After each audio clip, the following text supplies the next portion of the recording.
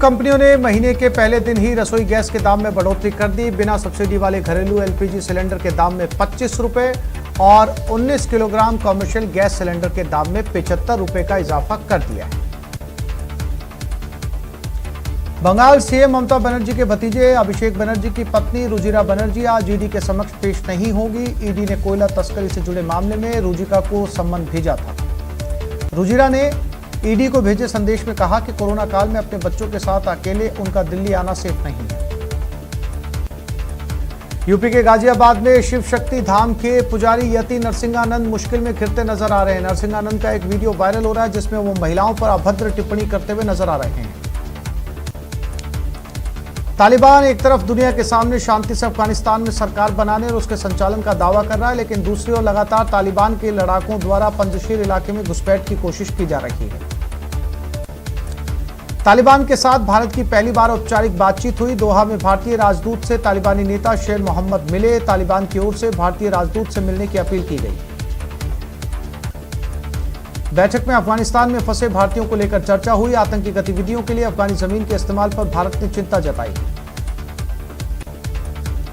भारतीय अर्थव्यवस्था की गाड़ी फिर पटरी पर लौट आई। 2020 और 21 के पहले तिमाही में रिकॉर्ड 20% से ज्यादा का ग्रोथ देखने को मिला, जो इकोनॉमी में तेजी से सुधार के संकेत हैं।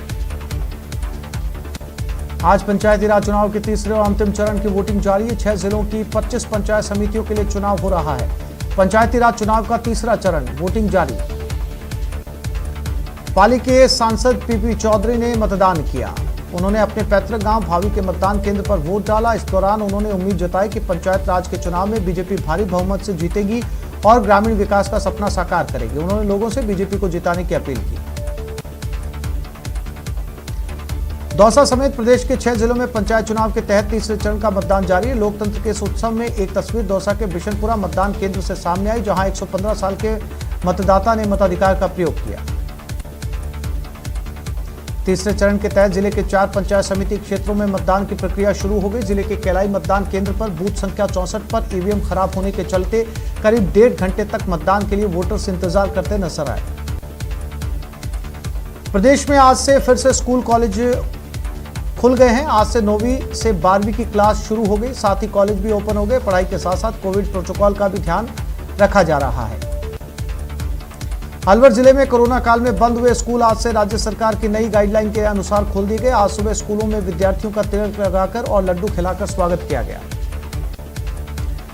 कल झुंझुनू के Radheshyam R Morarka PG college में सुबह की पारी में एमकॉम के पेपर की जगह लिफाफे से एमएससी के मैथ के पेपर निकले, जिसके बाद अन्य कॉलेज से इंटरनेशनल मार्केटिंग के 6 पेपर लाए गए। पेपर कम होने पर फोटोकॉपी करवाकर पेपर बांटे गए। इस पूरी प्रक्रिया में 25 मिनट का वक्त लगा। सीकर में शेखावटी यूनिवर्सिटी के एग्जाम में गड़बड़ी सामने आई। झुंझुनू के 2 परीक्षा केंद्रों पर लिफाफे में गलत पेपर निकल आए। इसके बाद यूनिवर्सिटी ने परीक्षा स्थगित कर दी। आज पहली पारी में एमएससी बॉटनी का पेपर था।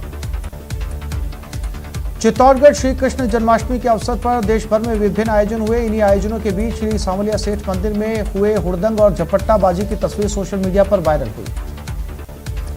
गंगानगर में छात्र से दुष्कर्म की कोशिश मामले ने तूल पकड़ लिया। गुस्साए छात्रों ने आज कलेक्ट्रेट पर जोरदार प्रदर्शन किया और दोषी कॉलेज निदेशक के खिलाफ सख्त कार्रवाई की मांग की।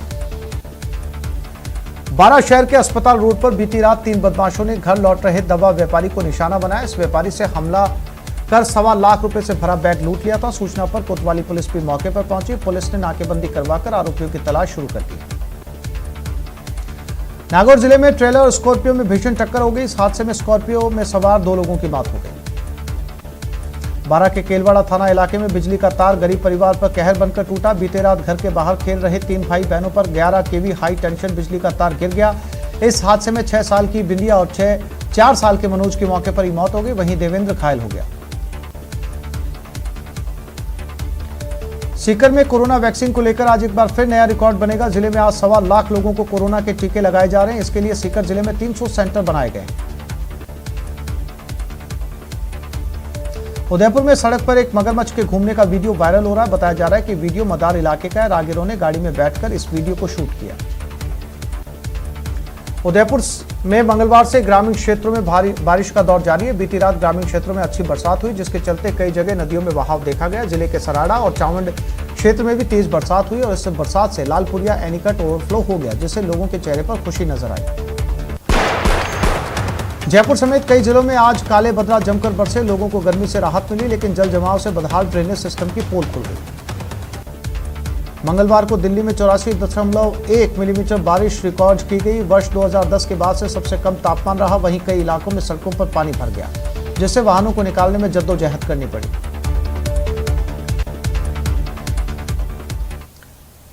पंचायती राज चुनाव का